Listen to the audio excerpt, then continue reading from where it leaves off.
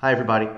Welcome back to another Second Breakfast podcast. I'm Andy Roth, alongside my co-host Sicky McGee. Ugh. I'm gonna breathe through my mouth for this entire podcast. Like halitosis all Awesome. over the screen. It's terrible. I'll also be like moving off screen to blow my nose a lot to get through this thing, and you people are just gonna have to suffer for our genius. That's true. That's true. It's just the way that Phil, it goes. I also, Andy, I have to tell you something else on this Friday of Second Breakfast. please, Phil, go. This day will live in infamy. Why is that? I trimmed eyebrow hairs today. Like they were okay right here, but then like I was like kind of touching one and it was kind of long and I pushed it up and it went like meow and I was like snip snip. And I'm not a I mean I am a vain man, but I'm not vain in the sense of like I don't expect to look perfect. Like my self-absorption is fairly interesting because I acknowledge many physical faults, but I will not abide long eyebrow hairs. I will not abide them. Okay, fair enough. I believe that. I believe everything you just said. I would not have expected that eyebrow hair would be one of your hang-ups. Having said that, a long eyebrow hair is enough out of the ordinary that I can totally I believe it. think if I had like a bunch of them, I'd be If you like were like that's part of Eugene who I Levy. am. Then that's who I am. But to Right, have one or two, it's like, come on, no. right, That's not. right. Is God it gave me the courage. God gave me the courage to change the things that I could. That's what happened. nice? Just so. Nice. Is it Ray Romano who has the thing like he finds something, but if he finds something on the other Yeah. side, it's a set? If you had a bunch of they come in a Oh, set. that's It's just how fun. it works. Yeah. Right. He goes, "What's this lump over here? Oh wait, there's one on this side. Okay, we're cool. Yeah. Nice. So What's Phil, going on it's today? Friday. It's a special day. It is a special day. It's a wonderful day that comes every week. Most people know it as Friday, but soon everyone shall know it as Second Breakfast Viewer Mailbag Day.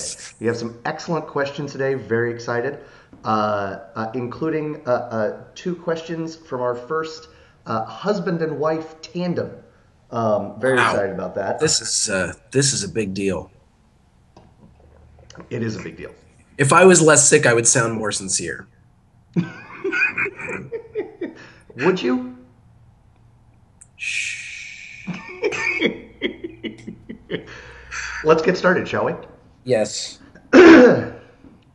First question from excellent friend of the podcast, Saba. How's it going, Saba?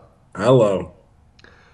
What up, spelled, and I want to pay close attention to this. WADDUP. What up, Okay. Secbrek? I have for you a mailbag question. Good, Wow. because it's mailbag day. Music is so vital to films. Yes. Sometimes can even make a bad film bearable. I No. might But go disagree with ahead. that. Yeah, but that's fine. Continue. Yes. With that, what are your favorite film scores? Could also be asked, what are, in your opinions, the best film scores?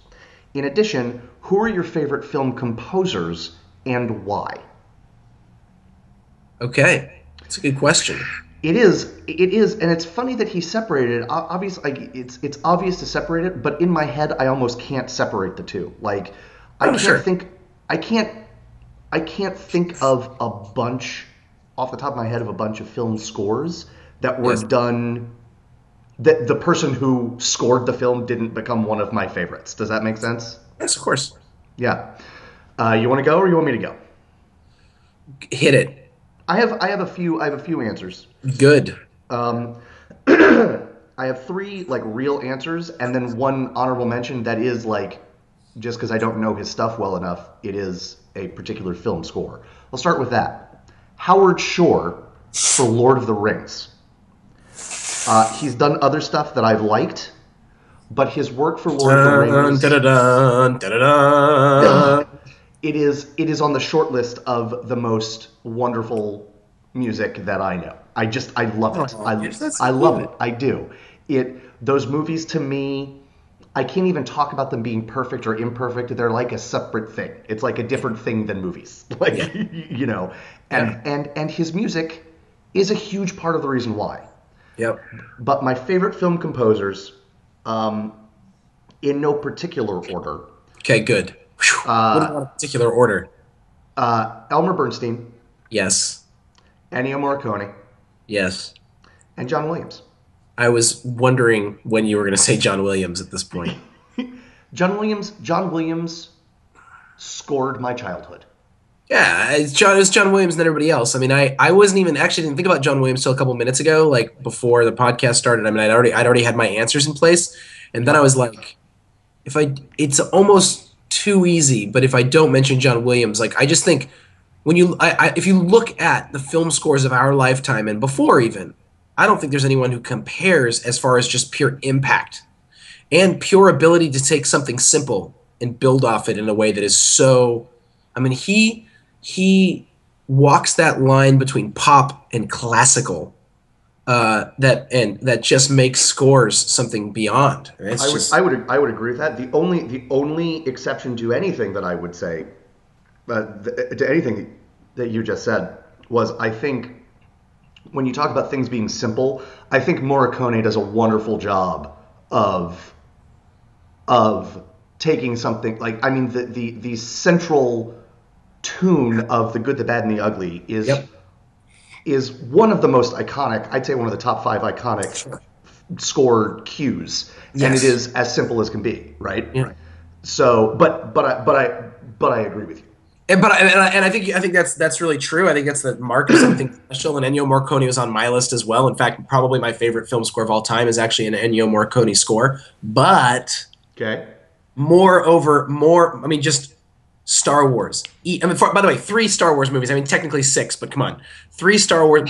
But actually, even the music for the first 3 is one of the things that's bearable. I mean, that might I agree partially with answer you. I Sava's agree with question. Like, Star Wars episodes 1, 2, and 3 are terrible, but there's some good music in them I that could not expands on the agree with you more. universe. It might be the only expansion of the universe that worked for me, with Agreed. the exception of Qui-Gon Jinn because Liam Neeson. Indeed. The Was the high point of the first trilogy of the prequels the entire high point of all of them, the duel between Qui-Gon Jinn and Darth Maul. That might have been the best thing of all The reason I'll say yes is because the fight between Anakin and Obi-Wan at the end, Oh god, goes on just way too long. It just just goes on way too long. And I think the Duel of the Fates that goes with that first amazing. is so much better. Not that it's bad because I John Williams wouldn't doesn't even do put the bad. fight. I wouldn't even put the fight, which should be the central fight of the entire series, between Anakin and Obi-Wan in the top 5. It's I such would a agree with waste that. of my life. It's not a waste. It doesn't. It's like a cancer on the film. Okay, so but I don't want to speak in. I don't want to hyperbolize, so I'll just leave it at that. I don't want to go further than that. What's the Morricone score that is your favorite? Mission. The movie The Mission Wow. is the most beautiful score that there is. It is perfect. I listened. It's the only score. It's the only score that I will listen to, like on my own, like I have it on my iPod. Listen to like any Wow. other. People are like, I was listening to the score of Blankety Blank the other day. Well, I wasn't. I don't listen to scores. I don't. I don't own hardly any scores. I own the Batman scores from when I was a kid. That's how much I love the Batman movies. And Danny Elfman totally blew my mind when I was 10. He Sure. gets honorable mention for my childhood, but that's about it. Because every Sure. single Danny Elfman score sounds almost identical. La la la la la la la la la la la la la la la la. Oh boy. So, anyways, but Ennio Morricone for the mission, and there's a theme that goes through it that's called Gabriel's Oboe that just kills me. I love the movie The Mission. Beyond, like it's one of my favorite movies. The score is fantastic. I think also, I mean, John Williams is the king. Period. Star Wars, E.T., Indiana Jones. I mean, that's what I was trying to say earlier. Like Morricone, oh, Good, the Bad, and the Ugly, and you could name a couple other ones. His score for The Untouchables was, I thought, terrible. Uh, uh, That's fair. like it really is garish, and I think it was meant to be, but it just doesn't work for me. But John Williams, it's just like Star Wars, E.T., Indiana Jones, Jaws, Jurassic Park. Like, let's just Yeah. Oh stop. yes. Okay, the award was given a long time ago. My dad ran into him on an airplane once, Awesome. and he said my dad's such a goofball, and he saw him, and they made eye contact, and he smiled at him. He goes, "How are you?" And he goes, "I'm great." And then what he's no, he said, he goes, "How are you?" And my dad looked at John Williams and he goes, "You're great."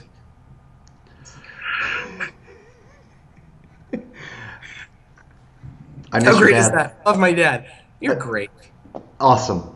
Awesome. I love it. I love So, it. anyways, I do. The Ennio Morricone. I mean, look, obviously the Man with No Name trilogy, but and Ennio also Morricone's a not. genius. Please don't let me detract from Ennio Morricone's No. Right, genius. of course. But I want to point out, not that it's forgotten, but I think it's not necessarily as championed a movie anymore as that trilogy. Once Upon a Time in the West. Yes. Well, because Such a it's good basically movie. a silent movie almost. I mean, it's not a silent movie because there's dialogue, but it's almost a 3 hour movie. And I bet you money the actual script for that movie was like 80 pages. I mean, it is Maybe. like Yes. Yes. man walks Yes. in, they stare at each other. That lasts like 4 minutes. Oh, So Ennio Sergio Morricone Leone. scores the hell out of that movie. It is Oh, it's so great. good. It's He's a so good. great composer, so I don't mean to. I shouldn't have even mentioned one that I didn't like of his. The other thing I want to mention here Mm-hmm. is, well, I think you're right in naming Elmer Bernstein. I just saw Magnificent Seven the other day, and he's amazing, unquestionably. I Yeah. think that it's a poppy answer for some people, but I actually really do appreciate, and I'm a fan of his music, his pop music or his personal stuff. But I actually think Randy Newman's scores are great. I think they're I agree with really. that. I don't own any of them, and he does a really good job of. He doesn't. It's not about him when he does it. Yeah. Like it's about the show. It's about the Yep. movie. And then but if I don't mention Bernard Herrmann, I would be remiss. Yes. Bernard Herrmann's score of Psycho is perfect and iconic as it gets. Yep. And in the last movie, do you know what the last movie he scored was? And he died before it was released. I don't. Taxi Driver.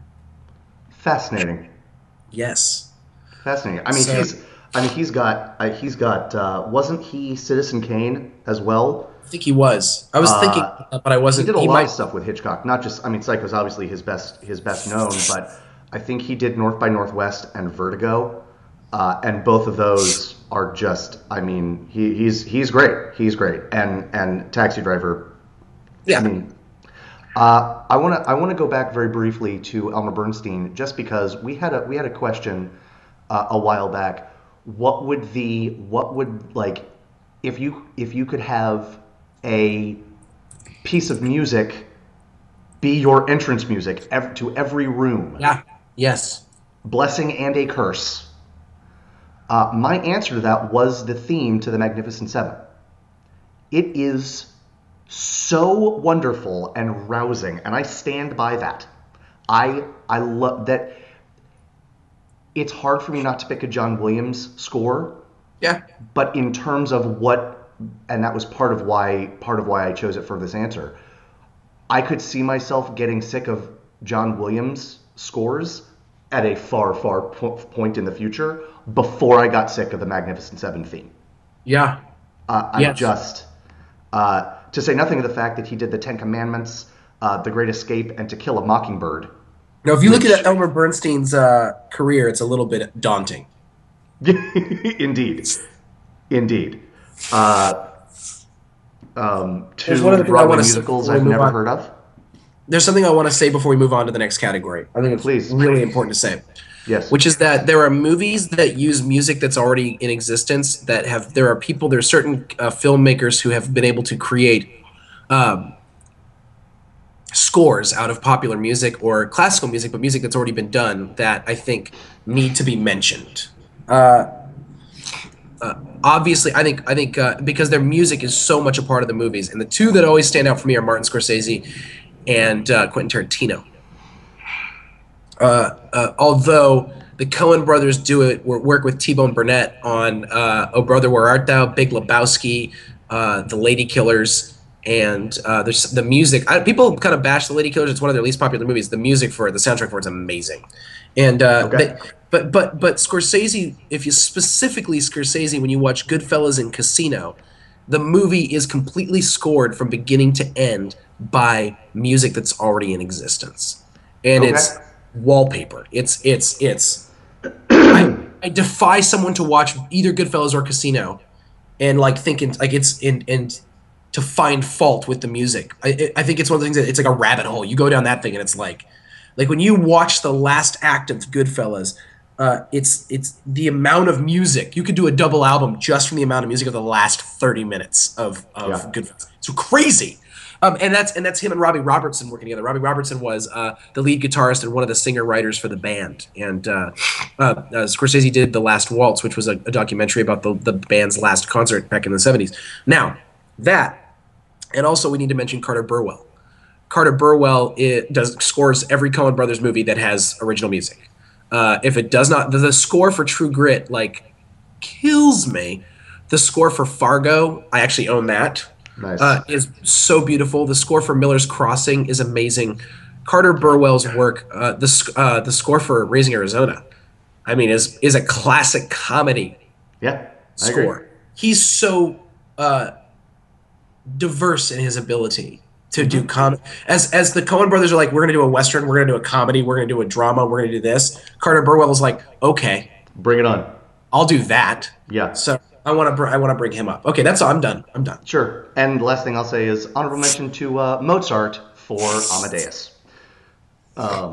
Before we go on, I'm sorry. Peter Weir, one of my two of my favorite movies of his, Truman Show and Fearless, appropriate classical music in a way that's really special. And he incorporates classical music in Truman Show with Philip Glass, which is actually a Philip Glass piece of music you can listen to. So I almost don't believe you. I fair mean, enough. like, Well done, you. He did win an Oscar for it, but I mean, you know, whatever. Yasser Arafat has a Nobel Peace Prize, so whatever. right. All right. But Question one was a good seriously, see Amadeus. But yes, I agree with everything you've just said. Right? Right. I mean, it's so good. Next question from friend of the podcast, Leia. Hello, Leia. Hello, Leia. I love this question. What is your favorite movie in which the main character is not human? Oh, I I've got love mine. this question, but it is not a difficult question for me. Okay. Is it cheating to just pick Disney movies? Because I mean, it's like that's their whole bread and butter. It's like, I don't think so. and I was gonna say Wall-E, Okay? and I still might say Wall-E, Okay? but like the last 2 minutes of Monsters Inc. almost make it so that Sully is my favorite character of all time. Fair. But I think it's Wall-E. I think it's Wall-E. I think it's Wall-E. Arr, I think it's Wall-E. God, I love that movie. We talk about the movie too much. It's a little embarrassing, but I think it's Wall-E. So go ahead. What's yours? Wall-E. Okay. And I have a question. I have a question for you, Bill, because I agree with you. We talk about the movie a lot. Am I wearing my embarrassed face? Is this my embarrassed face? I'm not embarrassed. No, you're so much more secure in just being repetitive. And I don't mean that sounds like a jerk thing to say, but I actually mean it like you're like, yeah, I'll keep talking about this. Like that's fine. And then I'm Right? like, well, shouldn't we kind of branch out? And you're like, no, because this is what we like. And it's like, yeah, that's true. Like You I remember do that feel like time- at some point someone's going to start finding me every time I say the words Quentin Tarantino. But like I think this show, doing this show every day has sort of exposed to me some of my own like maximal prejudices. Like, Fair just- enough. Fair enough. But I guess my point is this. I guess my point in sort of having that outlook is this. Remember that time The Goonies wasn't awesome? Because I don't remember that time. I Remember that guess what time I'm Wall-E saying is, wasn't amazing? I don't remember that I guess time. just if someone was gonna do like an impression of our show, like was gonna make fun of us and do an impression of our show, it would just be me going, Bob Dylan, Tony Soprano, Quentin Tarantino, Up, Wall-E, Friday Night Lights, Deadwood, Bob Dylan, Martin Scorsese, Quentin Tarantino, Coen Brothers, Phil, Pixar, Wreck-It Ralph. Like that's clearly that's the show. when you met me, I was nothing but a ball of vocal and physical mannerisms, and literally nothing has changed. Those vocal and physical mannerisms may have changed. Can I respond to that? Please do. You're right. But what's funny is, people don't know this because you really are, I mean, one of my best friends ever, and one of the people that is so dear to me. But before we started doing this show, Andy and I really weren't talking very often. That's true. Andy lives in North Carolina. I live in California. We've lived in various places. When I lived in North Carolina, he lived in New York. We've kind of moved around. We don't have a lot of pictures together. We haven't been in the same room together in years. And so I hadn't actually just spent a lot of time with Andy. And so all of a sudden we were spending, A well, lot of now time we spend more time with each other than I ever spent with you in college, by the way. I Yes, spent more absolutely. time with you now than I spent with you in college, despite the fact that I'm just staring at a screen. That's neither here Indeed. nor there. And so when we started doing this show, I just giggled to myself, and it was pure admiration and love. I was just like, Andy just hasn't changed, and really, why would you? Like, you figured it out. Like, what's to change? You've got it Oh all. man, I might be blushing now. This is amazing. I Keep just keep love you, and I just thought it was funny. It was like, because you're just this big ball of physical emotion. Like, I just like the first time you started crying talking about like a film score, I was like, oh jeez, oh jeez, It's fair. just put it away, son. So to sum up, our answer is Wally, Leia. It's just. I mean, all I'll say is this. I have a snarky spoiler laden answer that I will not give. But There is a moment. it stars someone whose name rhymes with Maris and Mord. But the only reason I'm not mentioning it is it's not my favorite movie at all. Fair. um, nice. Well done. Well done. I. There is a moment. I will skirt a spoiler. Although if you haven't seen Wally right now, get your life. By now, get your life together. Please, please. Uh, there is a moment where you fear something bad has happened to Wally, and when I saw it, That's when you cried. That's the first time you cried on our podcast talking about that moment. yes, and I probably said this then. I was not the only one crying, and more adults were crying than children Children wouldn't in the really theater. cry at that point. That's kids don't cry at stuff like that yet. Kids Right. cry when things are scary. Yes. We cry at like joy that has been joy and salvation that has been like pulled out of the clutches of death and sadness. Yep. Like that is like look, purely theologically for a second, like the beauty of the myth, and I use the word myth very carefully here so people who are Christians don't freak out at me because I'm a Christian, but the beauty of the myth and symbolism of the resurrection is this is the darkest day of humanity. This is the darkest day in Yep. all creation. Yep. Oh wait, it has become the greatest moment in the history of the world. That's the symbolism, and that's like adults. We fundamentally, regardless of our religious beliefs, we fundamentally get that, all of Yeah, us, that's and true. we all have seen, like what is it? Defeat snatched out of the arms of victory. We've all seen it. We've all seen it. And Yep. so there's something deeply, profoundly moving. And the fact that they make Wally and Eve these characters that they never actually are human, although you could argue that they have these weird humanistic characteristics, but they are not actually human. And it is Yeah. just so perfect, their relationship. Oh, I want to go watch a Wally. Yeah, me too. Last question from Leia's husband, friend of the podcast, Patrick. Hello, Patrick. Here is his question, and I'm going to modify it for our purposes because I think it's not a bad question, but we could talk about more. What are the pluses and minuses of getting movies off of Apple versus Amazon? And I just want to talk Apple, about Netflix. Apple. Oh, But I want to talk about Netflix. I want to talk about Hulu Plus. I want to talk about all of the streaming services that are out there. Voodoo is another one. Say again? Voodoo, VUDU. Yes. It's an actual thing. I have a friend that has it, and we used it, and it works quite well. It's lovely. Nice. You can even rent or buy different levels of like high def, 720p, 1080p. No, it's Nice. crazy. It streams 1080p. It's crazy. Wow. And well, I don't know. Okay, Whatever. fair enough. I watched one. His screen. I make fun of my friend because he's a giant, and I mean literally he's 6'11", and he has a TV the size of my laptop, and I'm like, you should have a 70-inch television, my friend. Do you ever say anything to him that isn't just quoting Andre the Giant lines from The Princess Bride?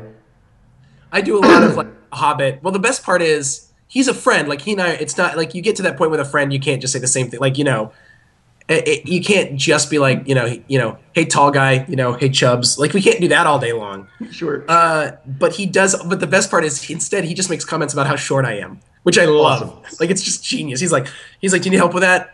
Because you can't reach it. Like just stuff like that on a regular basis. Awesome. It's fantastic. It's Awesome. pretty great. And are you like, do you want to go swimming, or do you only dog paddle? Or do you only dog paddle?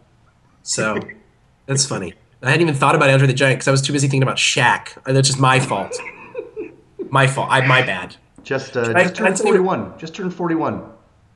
The Shaquille thing? Can I say something about my friend? We were out the other day hanging out together, and someone said to him, complete stranger, "Oh my gosh, you're so tall." And he goes, "Yeah, I am." And she goes, "Wait, are you ready? Where are you from?" And he goes, "New York." She's like, "But are you Dutch? Because a lot of people from the Netherlands are really tall." And he's like, "No." Yeah, Yao Ming would get that question all the time. And then, are you ready for the next question? Are you ready for the next question she asked him then? Clearly. What's that? Do you play basketball? Of course. Like, but I was sitting there for this whole Rorschach test of humanity, just being like, this is, like, he's a Rorschach test. How you respond to someone that tall says so much more about you than it says about him.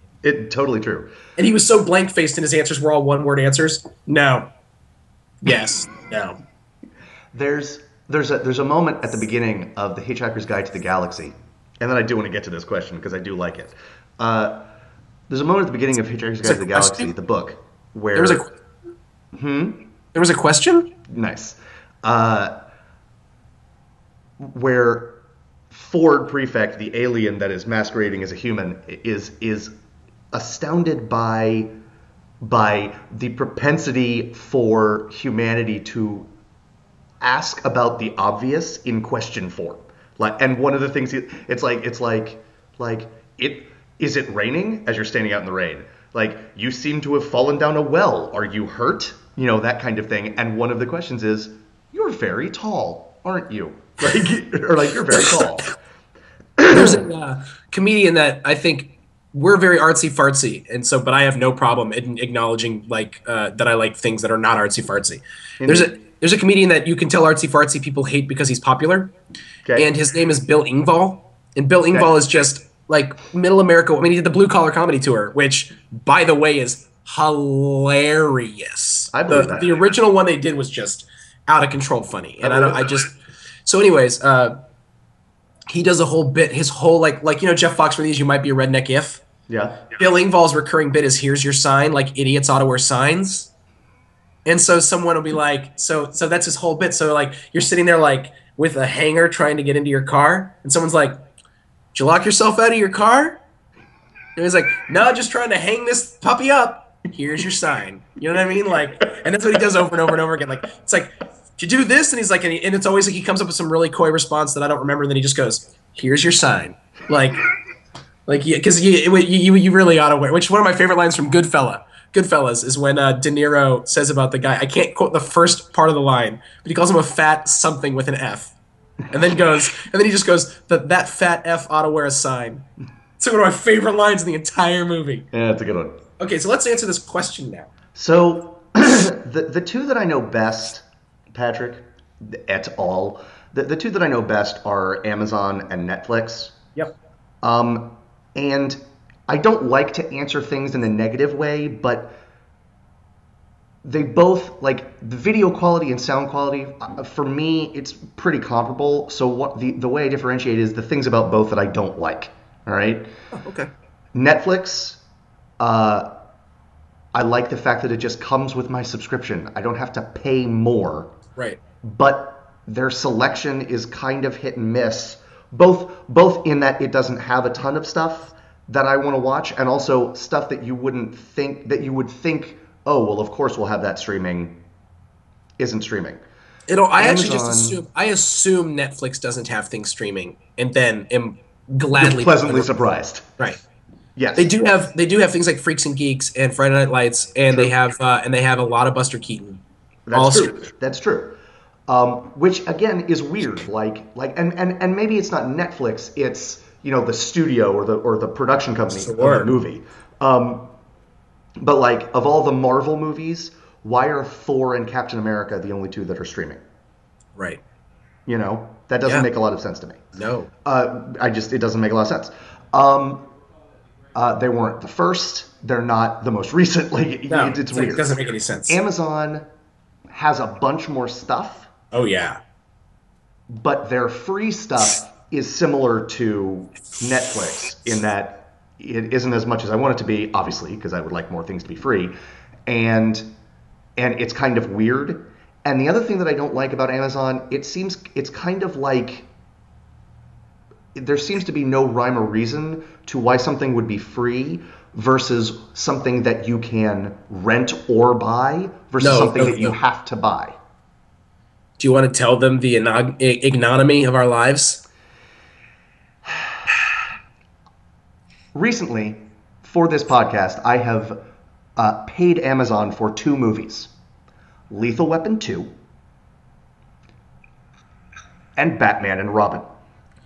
But Andy, did you rent Batman and Robin? No. Yeah, I own it now as well. Batman and Robin. I own the worst movie in the history of the world. Streaming, so no one can see that I own it, but it's there. Right, thank God. In my heart, like a little black mark on my heart, it's there. Right? Okay. And Lethal Weapon 2, gone in 48 hours.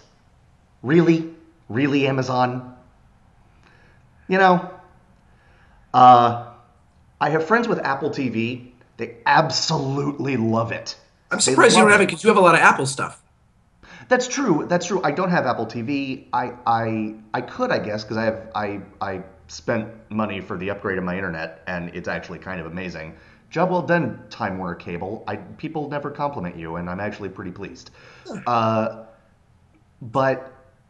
that's only because of all the other terrible things they do. All of the other terrible things that you do. You are awful. But in this, Time Warner Cable actually pays people to go out on the streets and find stray puppies and kick them. If you can't get the cable person to your house in time, it's because he's out kicking puppies. Not wearing my shock face. Yeah. Didn't know that? Totally believe you. Right? But Apple TV apparently, and Apple TV has renting capabilities and stuff, and I know that that Patrick and Leia, who have asked the last 2 questions, they have Roku, and they like it a lot. Now Roku is a device that allows you to use a bunch of different devices, right? I believe so, yes. Because that's what my friend the Giant has. He has Roku, and on Roku there is Netflix and Vudu and Hulu on there. Right. My Blu-ray player has a bunch of things like Mine does as well. Does as well. Quick shout out to Hulu Plus.